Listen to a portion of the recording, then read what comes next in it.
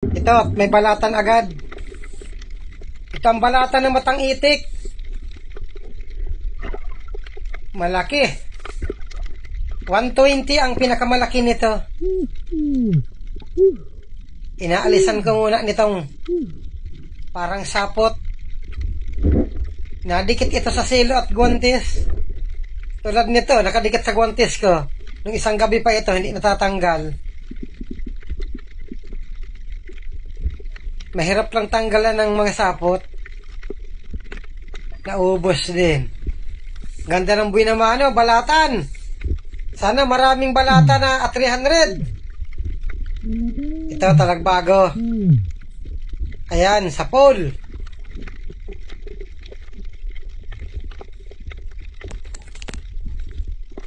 Hanap uli. Dalagang bukid. Sapul kang dalagang bukid ka. Ito ang dalagang bukid, pero sa dagat nakatira. Sana mayroon pa. Ito, dalagang bukid uli. Sapul ka. Malaking bahura ito. Ang pinuntahan namin, itong parting dulo naman. Hanap uli. Talagbago. Sapul ka. Mga gandang klaseng isda dito. Hoy, may samaral. Kasamuna. Yari ka. Sapul ka. Pareho lang ng presyo ito. At pareho rin masakit makatinik. Sana may samaral pa. Oops, balatan. Matang itik din. Malaki, 120 ito. Matanggal nga lang talaga tanggalan itong mga parang sapot na ito.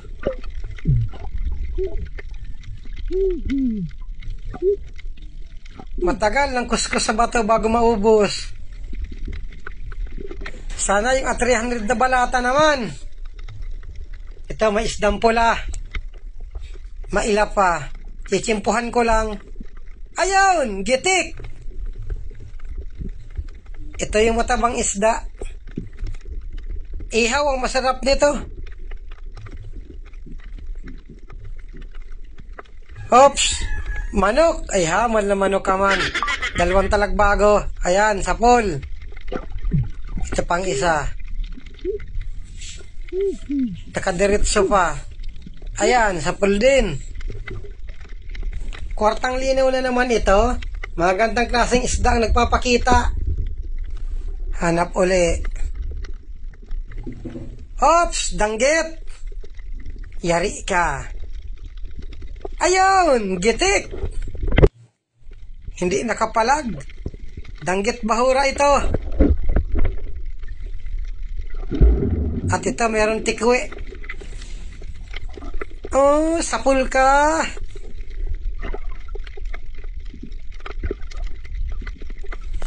Langoy uli. Oops, dalawang talagbago. Dabulin ko.